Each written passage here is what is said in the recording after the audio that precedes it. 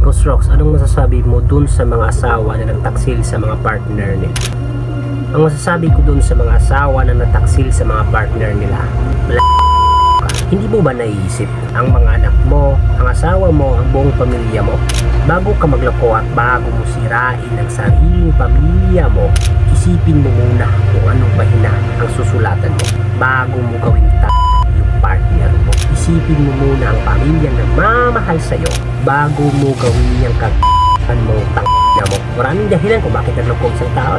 Pero isa lang ang masasabi ko sa'yo. Ikaw na nanonood ngayon, kinig kang mabuti. Huwag mo ipagpapalit ang nagmamahal sa iyo na pamilya mo sa panandaliang kaligayahan, sa panandaliang pag-ibig at sa mo at sa pag-aakala mong maging masaya ka. Maniwala ka sa akin, mabilis ang karma. Maniwala ka.